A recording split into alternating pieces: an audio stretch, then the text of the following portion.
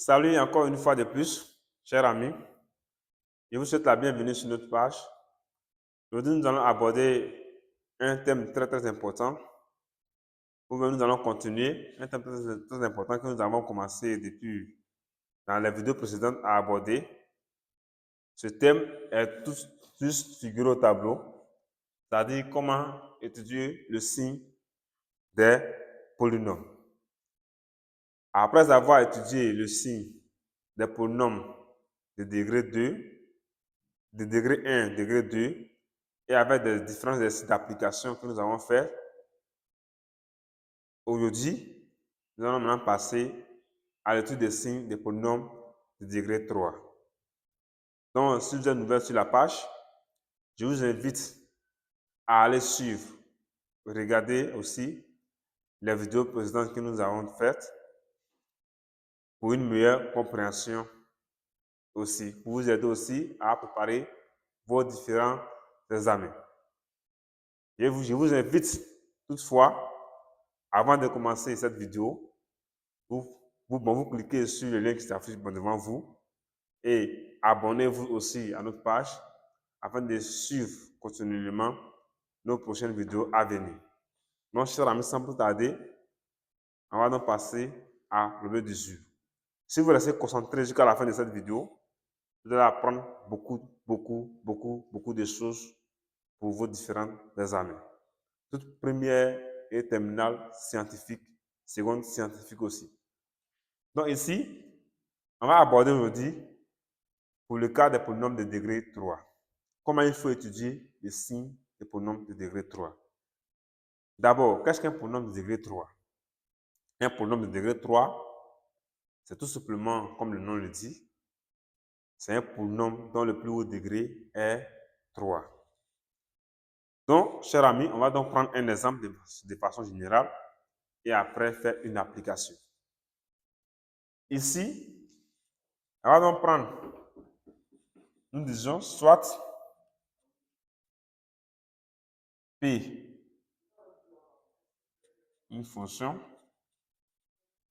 définie de R vers R, et soit qui à tout x s'associe ax au cube plus bx carré plus cis plus d.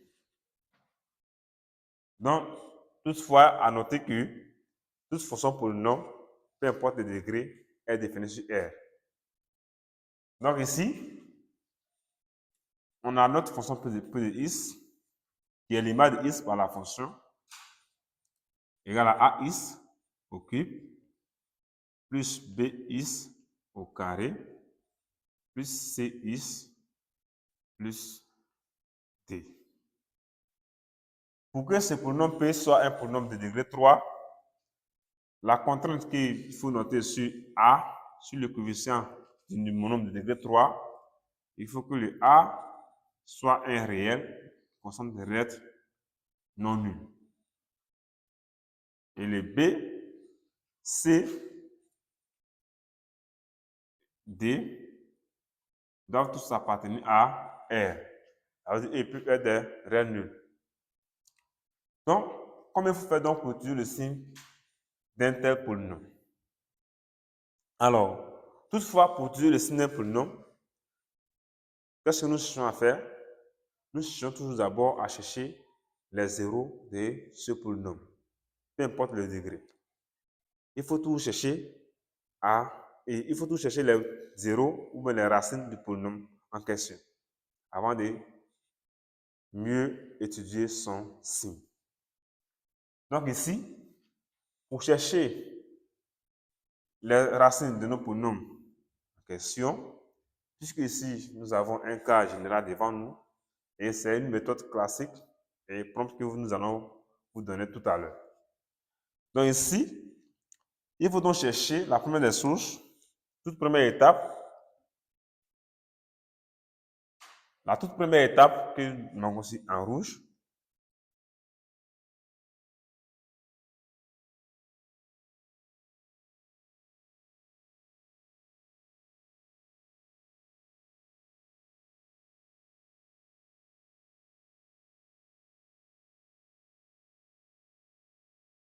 il faut d'abord chercher une racine évidente. Ouais, c'est la toute première étape. Maintenant, comment chercher cette racine évidente? C'est là la question. Ah, ça veut dire quoi? Dans votre polynôme que vous avez ici, vous allez essayer de prendre des réels, quelques réels, attribuer quelques valeurs à x. Pour voir, parmi ces valeurs que vous allez attribuer à x, si les images par la fonction polynôme que vous avez ici est nulle. Une fois que vous trouvez un nombre réel dont l'image par la fonction polynôme de degré 3 est nulle, alors vous pouvez vous arrêter là, tout simplement. Vous vous arrêtez là. Et supposons que notre réel en question, qui annule nos polynômes ici, est alpha. Si nous supposons comme ça, donc on dit quoi? Soit alpha un nombre réel, tel que P de alpha égale à 0. C'est ce que j'ai dit tout à l'heure. Vous cherchez, vous attribuez des valeurs à x, des différents réels, pour voir la valeur de x pour laquelle votre polynôme de degré 3 va s'annuler. Si nous supposons que alpha ici est cette valeur, alors on dira tout simplement que si P de alpha égale à 0, on dira tout simplement que notre alpha, on dit que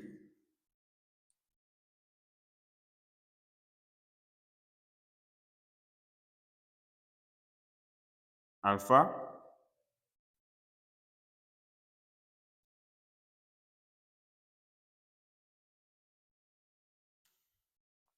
est une racine, alpha est une racine évidente. Si alpha est une racine évidente, c'est qu'il veut tout simplement dire quoi? Si alpha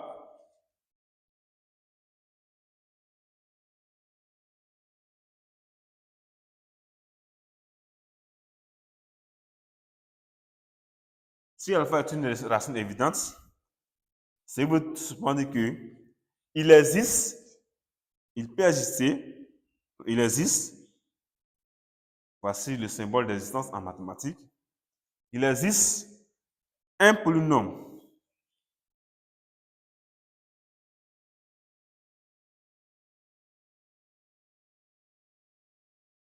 de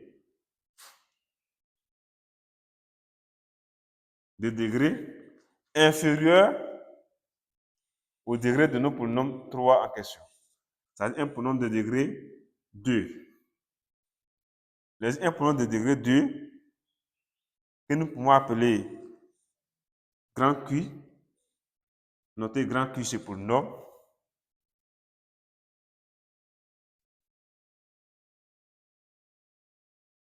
Avec tel que notre polynôme P de x, notre polynôme P de x soit égal à x moins notre alpha, x moins notre alpha facteur de Q de x. Ça veut dire quoi? Je reprends tout simplement. S'il existe une racine évidente, un nombre réel alpha tel que P de alpha égale à 0, ça veut d'abord dire que notre alpha qui est là est une racine évidente de nos polynômes du degré 3. Si alpha est une racine évidente, dans ce cas, il existe un polynôme de degré 2, noté grand Q, tel que nous pouvons écrire P de x, le polynôme de degré 3, sous cette forme. Pourquoi? Tout ça, c'est pour y arriver à trouver les racines de nos polynômes P que nous suivons ces étapes. Maintenant, une fois que nous avons cette étape, il faut donc préciser avec, maintenant, avec notre polynôme Q de X qui se met sous cette forme, comme c'est un polynôme de degré 3, qui va se mettre sous cette forme, alpha, pas alpha, lambda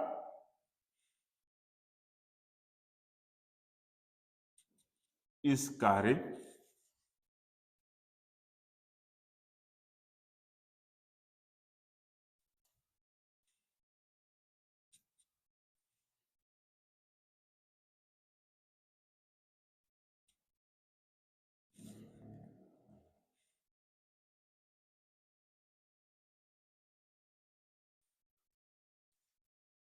Alors, c'est qu'il existe le polynôme Q de second degré en question peut se mettre sous cette forme, tout simplement.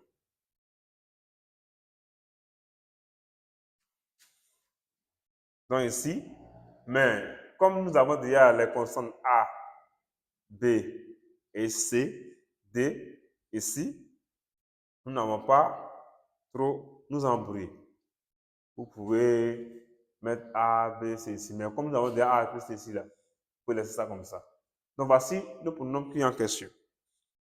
Maintenant, la deuxième étape qu'il faut savoir, étape 2. Après avoir déterminé et réécrire le polynôme Q et P de X sous cette forme, qu'est-ce qu'il faut faire? Il faut d'abord chercher maintenant la valeur de Q, du polynôme que nous avons terminé ici.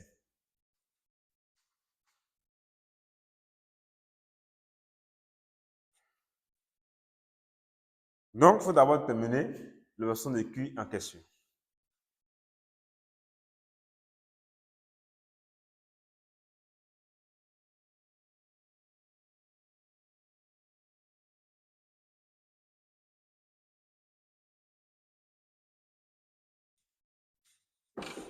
Détermination de Q.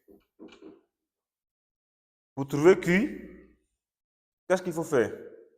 Il faut tout simplement, on a ce que vous avez rappelé, écrit ici, il faut rappeler. Vous avez vos polynômes P de X, la nouvelle expression de vos polynômes P de X qui est égale à X moins alpha facteur de Q de X. Donc, pour trouver le Q de X ici, vous avez deux méthodes. Vous avez deux méthodes classiques. La première méthode, soit vous pouvez passer par la méthode que nous appelons la méthode de la division euclidienne, ou bien par la méthode des coefficients indéterminés. Si vous ne maîtrisez pas la méthode des divisions euclidiennes, il faut donc utiliser la méthode des coefficients indéterminés. Mais dans tous les cas, utilisez au plus vite possible la méthode que vous maîtrisez le plus. Donc, pour utiliser la méthode des coefficients indéterminés, d'abord, on va d'abord dire quoi? Première méthode, premier astérisque, la méthode de la division euclidienne. Division euclidienne. Revient à faire quoi? On va donc, puisque nous connaissons déjà l'expression de notre P de X, et nous connaissons cette expression, on va tirer Q à partir de cette relation. Ça va tout simplement dire que nos polynômes Q de X, c'est égal à P de X sur X moins alpha. Il y a une précision à faire. X moins alpha. La contrainte sur cette expression, il faut préciser que X soit différent de alpha. Parce que si X égale à alpha, il ne va pas exister ce polynôme. Donc, voici la méthode de division euclidienne. Vous remplacez l'expression de vos polynômes P de X et vous divisez par ce facteur. Tout simplement. Méthode, on va mettre l'autre méthode.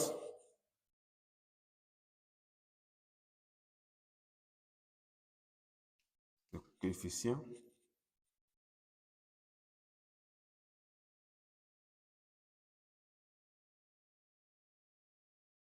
La méthode des coefficients indéterminés. Dans cette méthode, qu'est-ce qu'il faut faire? Vous laissez tout simplement l'expression de la nouvelle expression de votre fonction polynôme que vous avez obtenue et se met sous cette forme x moins alpha facteur de q de x. Vous laissez cette expression comme ça et qu'est-ce que vous faites? Vous remplacez q de x par cette relation.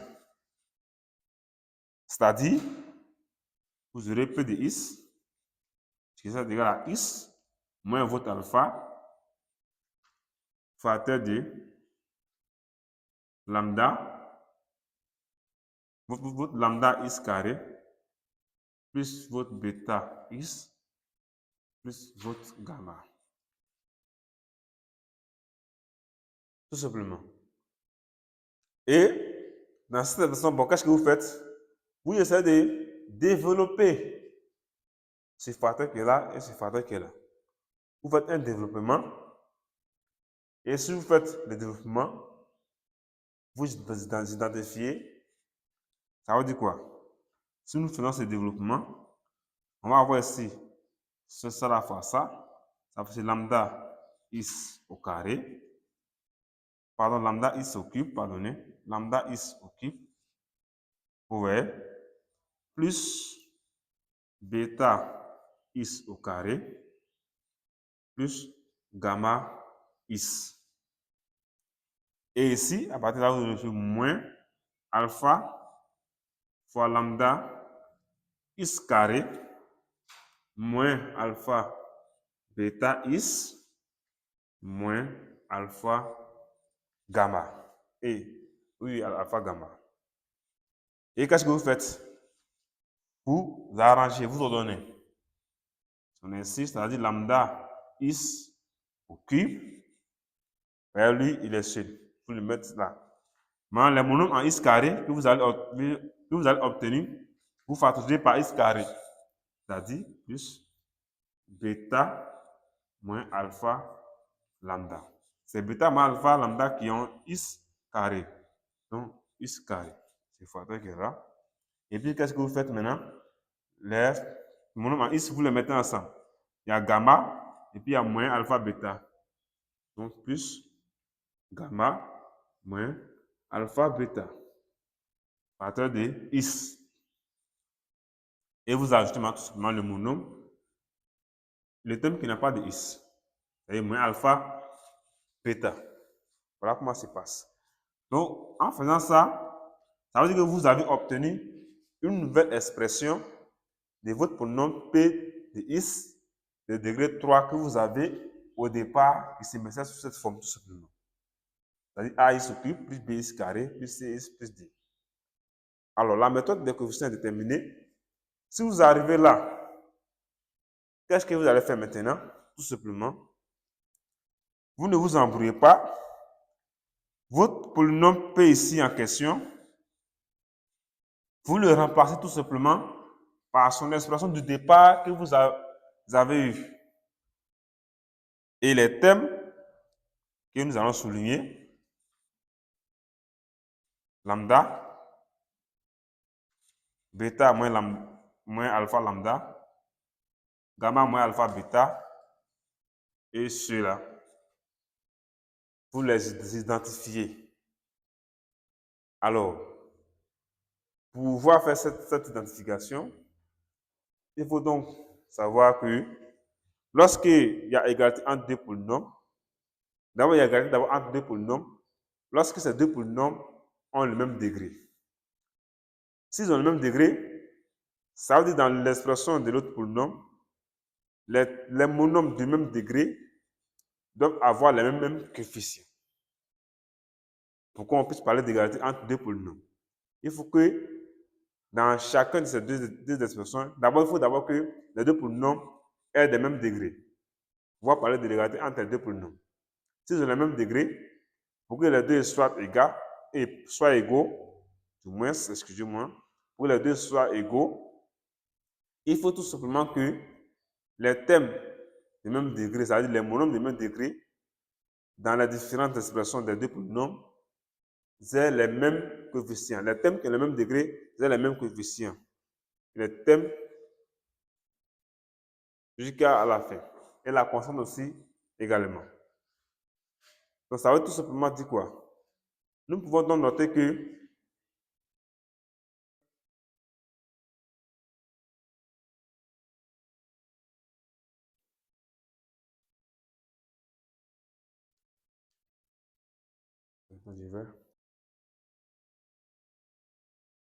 donc, chers amis, une fois que vous arrivez là, il était disant que vous remplacez l'expression de vos polynômes. Ça, c'est une nouvelle expression de votre polynôme que vous venez d'obtenir. Maintenant, cette expression-là, vous remplacez maintenant, vous établissez une égalité, c'est-à-dire vous remplacez votre polynôme P du degré 3 que vous avez au départ par le polynôme P de x que vous avez ici. Et vous allez identifier maintenant. Tout comme je viens de bien expliquer. Ça veut dire que vous aurez quoi? Vous aurez AX au cube plus BX carré plus C plus D qui serait égal à quoi?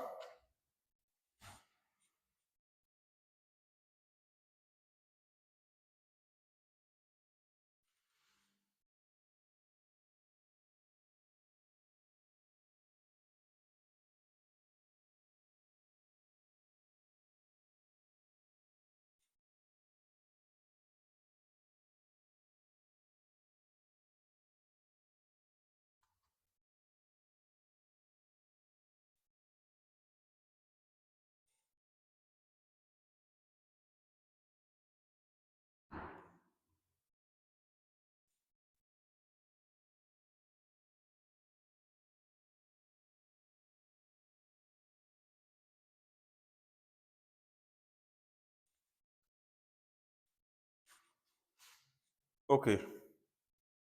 Cher ami, ça veut dire en remplaçant l'expression de vos polynômes de départ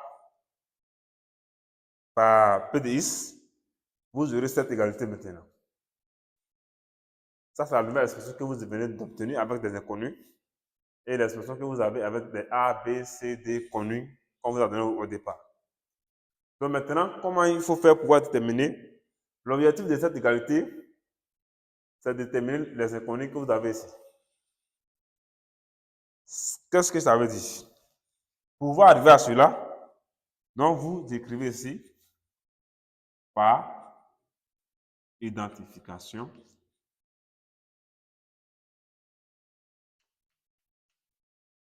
Par identification. Alors, les deux expressions sont des polynômes. Vous voyez, du même degré. Le plus haut degré, c'est 3. Le plus haut degré, après l'égalité, c'est 3 aussi. Donc, à quelles conditions?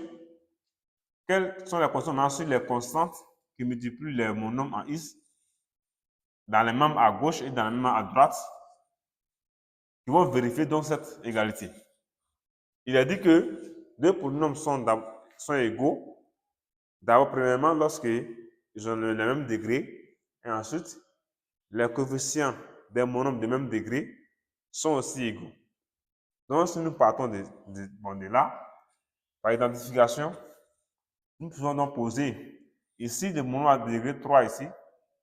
Ça dit quoi? AX. On peut avoir A, X au cube, c'est égal à lambda, X au cube.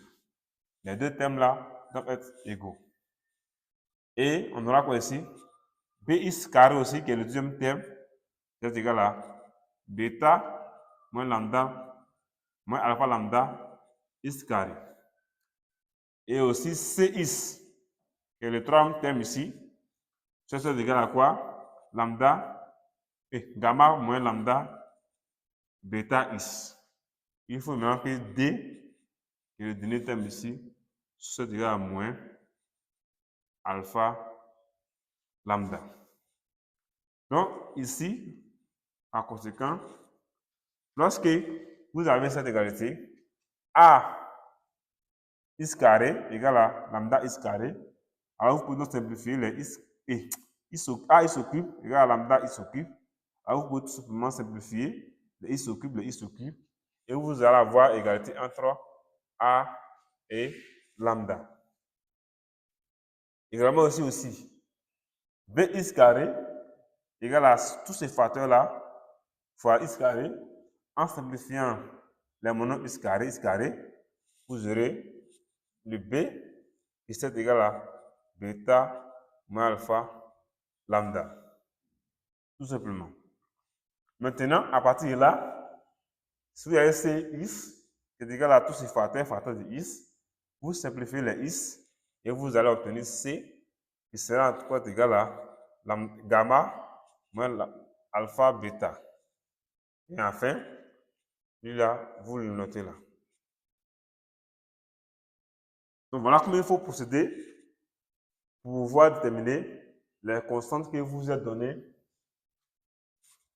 les nombres inconnus, les constantes inconnues que vous êtes données pour pouvoir déterminer votre fonction pour le nom Q. Donc, A étant déjà connu, ça veut dire que si A égale à lambda, ça veut dire que lambda ici, votre lambda ici, vous pouvez le remplacer par A, le réel connu, dans l'expression de vos pronoms de degré 3. Si vous avez maintenant lambda, pour chercher le bêta, puisque alpha était déjà connu, alpha c'était le zéro évident, c'est-à-dire la solution évidente, la racine évidente de nos pronoms P que nous avons cherché au départ, avant d'établir cette relation que vous avez ici. Donc alpha est connu, lambda, on veut connaître lambda tout à l'heure, par cette égalité. Donc vous remplacez lambda et puis alpha par l'expression, et le B aussi est connu. Le B, c'est le coefficient qui multiplie le degré, le monome de degré 2 dans l'expression de vos pronoms P de x que vous avez au départ. Donc vous remplacez B et vous tirez bêta tout simplement. Vous trouvez aussi gamma, c'est la même source. Alpha étant connu, C aussi est connu dans l'expression de votre pronom P de départ qui multiplie le monome en x. Et bêta, à l'aide de cette relation, vous avez déjà trouvé bêta, vous venez vous remplacer bêta ici et vous tirez gamma, tout simplement. Vous avez deux méthodes de calcul de gamma. On n'est pas d'autre parler, vous pouvez venir ici. Puisque vous connaissez déjà alpha, vous remplacez alpha, vous connaissez déjà le D dans l'expression de vos pronoms de départ et vous tirez gamma ici. Ou bien, vous pouvez remplacer bêta ici par son expression et vous tirez gamma. Donc voilà, donc, chers amis, comment il faut faire pour pouvoir trouver maintenant l'expression de votre pronom Q que vous avez choisi. Donc, si nous partons comme ce que nous venons de voir et de dire, on va donc chercher notre gamma et notre bêta. Ici, notre A, notre lambda s'appelle derrière notre A. Donc, en cherchant, on aura quoi ici? Notre bêta, c'est égal à quoi? On aurait ici notre B plus notre alpha fois A. Tout simplement. Je n'ai pas lambda par A, il y a mon bêta ici. Et mon gamma, je peux venir dans cette expression ici, tout simplement tirer. Donc ça me fait ici quoi? Ça me fait ici moins D sur alpha. Alpha aussi étant connu, donc il n'y a pas de problème à cela. Donc dans ce cas, la nouvelle expression de vos pronoms Q de x que vous avez donné, en remplaçant les inconnus lambda, bêta, gamma par l'expression, donc vous aurez ici A, x carré, puisque lambda égale à A. Et bêta égale à quoi? Donc plus B plus alpha A is, ça c'est votre valeur de bêta, plus votre gamma qui fait moins D sur alpha, tout simplement. Une fois que vous avez maintenant obtenu vos pronoms de second degré, Q, vous trouvez maintenant la forme factorisée de votre polynôme P, il faut tout simplement factoriser l'expression de votre polynôme de second degré Q que vous avez obtenu. Or, pour y arriver, vous pouvez trouver des différentes méthodes que nous avons vues dans les vidéos précédentes. Là-bas, nous avons vu les méthodes de factorisation des polynômes de second degré. Calculer les discriminants et après chercher A pour voir si Q est factorisable. Si Q est factorisable, vous factorisez et vous établissez l'expression générale de votre fonction, de votre polynôme P de degré 3 que vous avez au départ, sous cette forme. Vous remplacez le Q par cette expression, la forme factorisée de cette expression. Et vous allez avoir votre polynôme P sous 3 facteurs, 3 thèmes. Donc, chers amis, c'est un peu comment il faut étudier. D'abord, factoriser les polynômes de degré 3 et faire les études des signes. Si vous arrivez après à factoriser cette expression, vous pouvez étudier son signe. Une fois que vous avez factorisé, vous allez bien pouvoir étudier les signes de vos polynômes en question en utilisant les différentes méthodes que nous avons vues dans les vidéos précédentes, thème après thème. Donc, dans la vidéo prochaine, nous allons faire un essai d'application directe et vous allez voir. Mais avec des inconnus comme A, B, C, c'est la forme générale que nous vous donnons et la méthode générale que nous vous expliquons. Donc, dans la vidéo prochaine, nous allons faire un exercice d'application pour bien vous amener à comprendre tout ce que nous avons dit ici par des lettres que nous avons devant nous ici. Pour mieux aussi vous aider à préparer vos différents examens dans vos différentes localités. Donc, chers amis, sur ce, c'était avec le professeur Zamblé. Si vous êtes nouvelle sur la page, n'oubliez pas de vous abonner afin de suivre la vidéo à venir qui sera très importante et qui va beaucoup vous aider. Donc, à la prochaine.